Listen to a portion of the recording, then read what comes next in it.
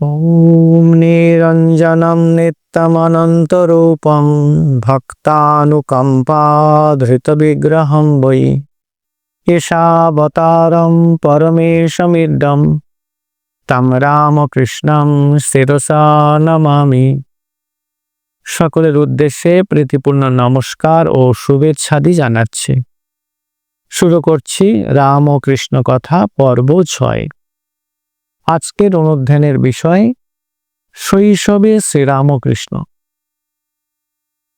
নানা অলৌকিক অভিজ্ঞতার প্রভাবে চন্দ্রা এবং ক্ষুদিরামের মনে নিশ্চিত বিশ্বাস হয়েছিল ভগবান তাদের সন্তান হয়ে আসছেন।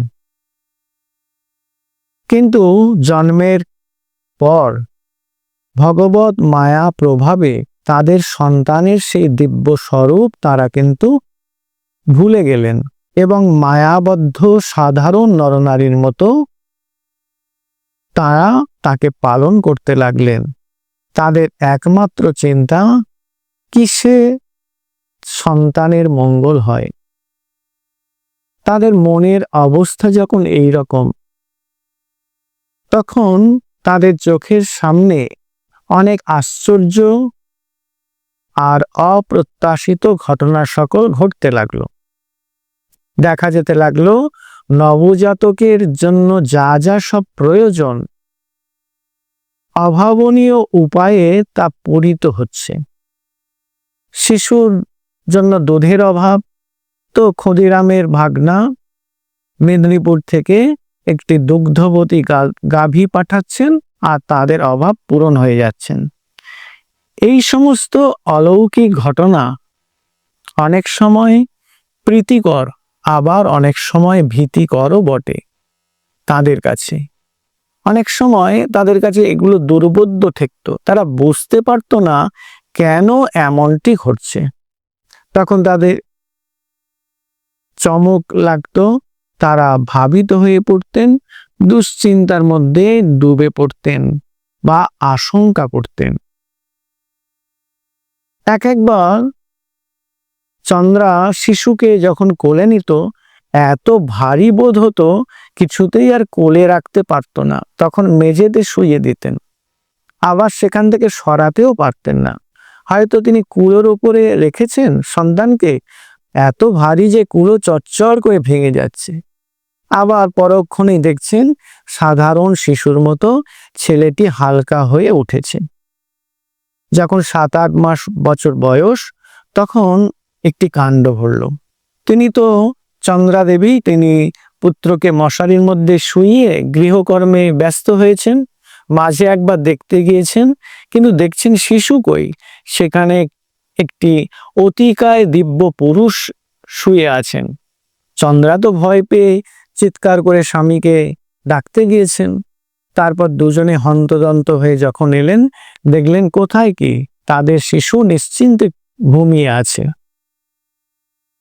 তো এরকম সব ঘটনা।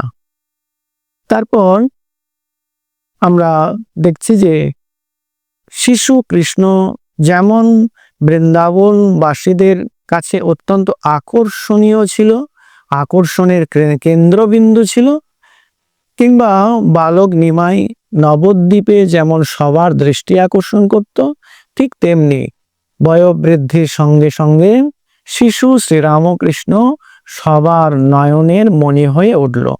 প্রতিবেশীরা ছুটে ছুটে তাকে দেখতে আসতো, আর কেউ বা ঘন ঘন আসতো, বলতো কি করি বলো, তোমার ছেলেটাকে দেখতে ইচ্ছে হয়, না এসে আর পারি না, তাই বারবার আসতে হয়। এখন আমরা গদাধরের নামকরণ বিষয়ে একটু আলোচনা করব।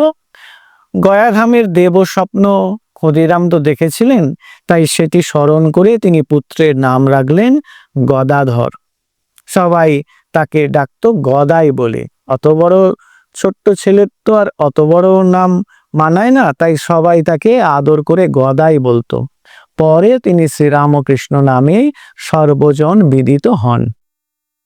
এখন এই যে রামকৃষ্ণ নাম, এটি বড় রহস্যময়, বড় মহিমময়।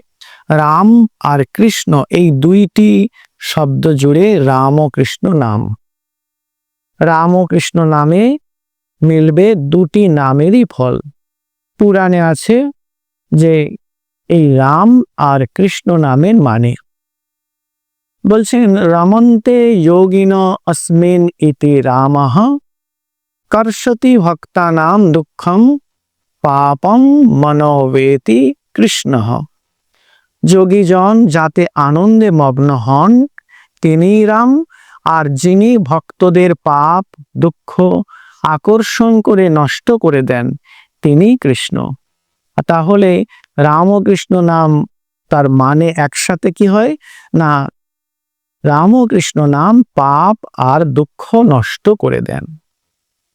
পথিকার তার নাম মহিমা প্রসঙ্গে লিখছেন, জোড়া নামে গড়া নাম, নামের মহিমা বেদ বিধি নাহি পারে করিবারে সীমা। জীবের পরম ধন পরি নামে গতি, ভাগ্যবান নামে যার জনমে পীড়িতি। রতিমতি রাম ও কৃষ্ণ নামে এই চাই, কৃপা করে দেহ দিনে ঠাকুর গদাই। এখন গদাই বড় হয়ে উঠছে, এক ক্রমে সে 6 মাসে পা দিয়েছে। তখন তার জন্ম পরে যে 6 মাস পার হয়েছে, এবার তো তার অন্নপ্রাশন করতে হবে। তার বাবা ক্ষুদিরাম ভাবলেন, তারা তো দরিদ্র ব্রাহ্মণ, ভাবলেন নম নম করে রঘুবীরের প্রসাদ খাইয়ে দু একজন লোককে নিমন্ত্রণ করে কাজটি সেরে ফেলবেন। কিন্তু বাদ সাধলেন তার ধনী বন্ধু ধর্মদাস লাহা। তার প্ররোচনায় সবাই তাকে ধরে পড়ল, নিমন্ত্রণ করে খাওয়াতে হবে। শেষে তিনি পরামর্শ করলেন ধর্মদাস লাহার সঙ্গে এবং বুঝলেন এসব লাহাবাবুর কারসাজি। তখন তিনি সব আয়োজন করলেন, তবে বেশিরভাগ খরচের দায়ভার নিলেন এই ধর্মদাস লাহা। অত্যন্ত জাঁক জমক করে শিশু শ্রীরামকৃষ্ণের অন্নপ্রাশন সুসম্পন্ন হলো। এখন আমরা শিশু তো একটু 6-7 মাস হয়েছে, তো তার প্রকৃতি নিয়ে একটু আলোচনা করব। শিশু রামকৃষ্ণ ছিলেন অত্যন্ত চঞ্চল আর দুরন্ত প্রকৃতির, তবে কখনো দোষ ত্রুটি লুকোতেন না আর মিথ্যাটি বলতেন না। শাসন একেবারেই পছন্দ করতেন না, তবে বুঝিয়ে বললে তো কাজ হতো, তাই শাসনের দরকারও ছিল না। আর তার একটি বিশেষ গুণ ছিল যে একবার যা কিছু সে শুনতো সবই হুবহু মনে রাখতে পারত।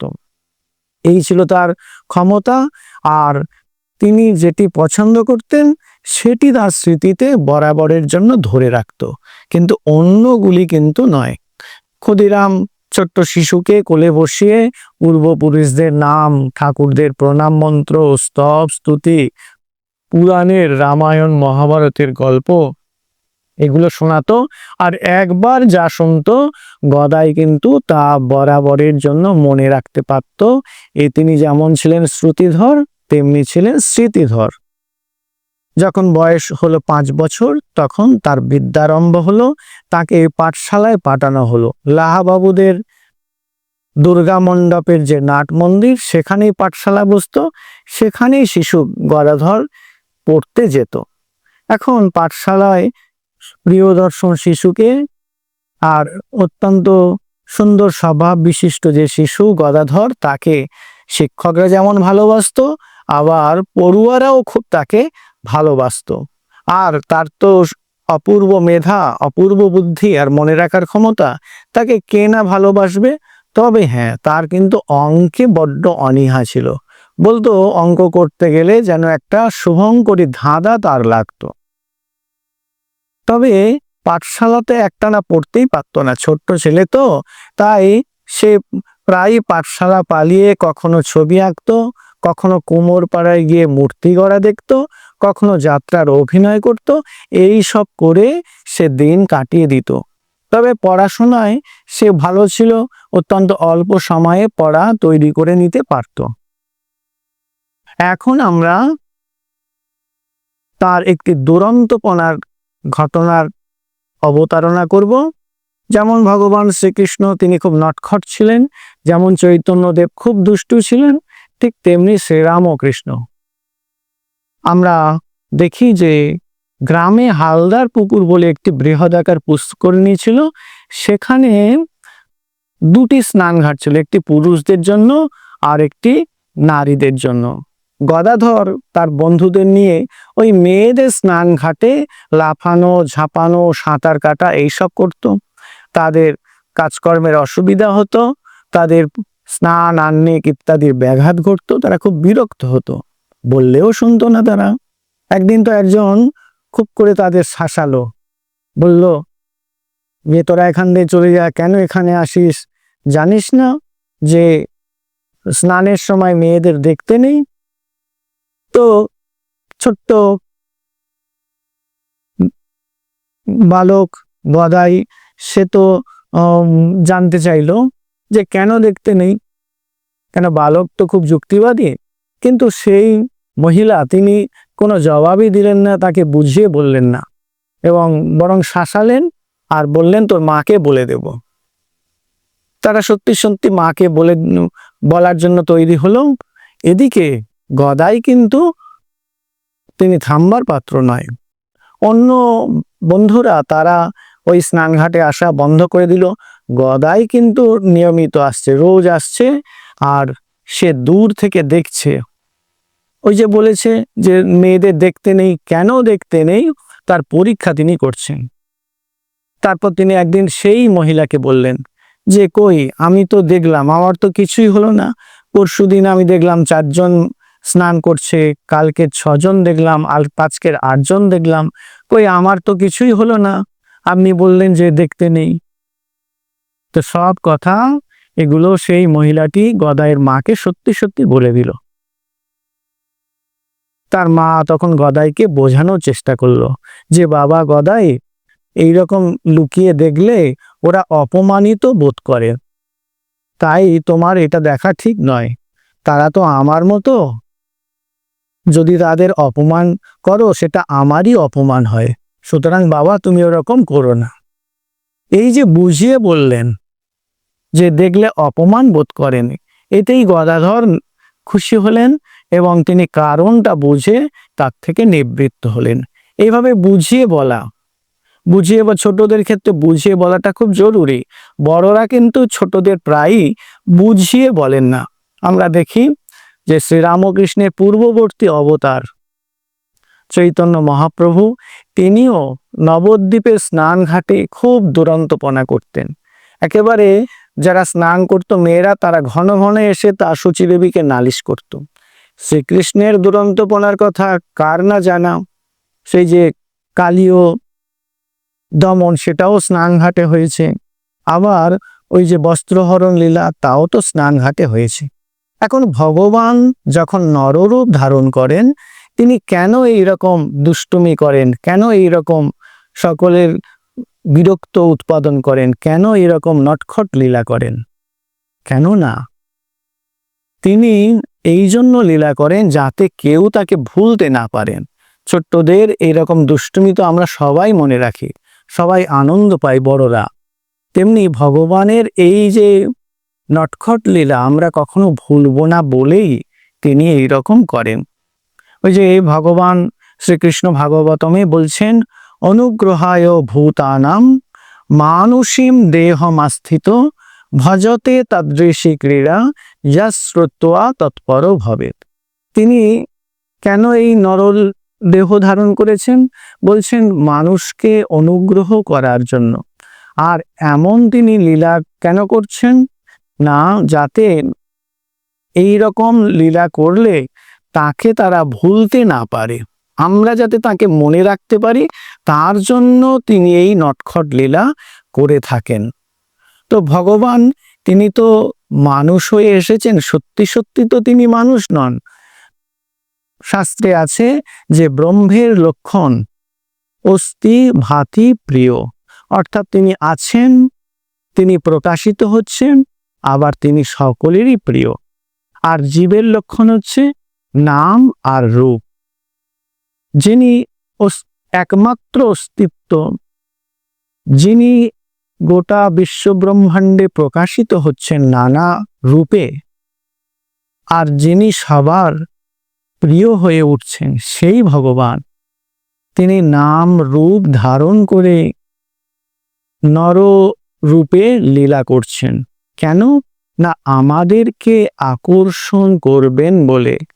তিনি আমাদের ডাকছেন, তিনি আমাদের টানছেন, তিনি এই মাধুর্যময় লীলা করে আমাদেরকে আকর্ষণ করছেন তার দিকে, যাতে আমরা কিছুতেই তাকে ভুলতে না পারি। বল্লভাচার্য তিনি তার মধুরাষ্টকম যে স্তোত্র, তাতে কি সুন্দর লিখছেন, মাধুর্যময় যে ভগবান তার সব কিছুই মধুময়। তিনি লিখছেন, অধরম মধুরম বদনম মধুরম নয়নম মধুরম হসিতম মধুরম হৃদয়ম মধুরম গমনম মধুরম মধুরাধিপতের অখিলম মধুরম। তিনি মাধুর্যের অধিপতি, তার সব কিছু মধুময়। তো সেই মধুময় শ্রীরামকৃষ্ণ, তাকে আমরা আজকে স্মরণ করলাম। আজ এই পর্যন্ত।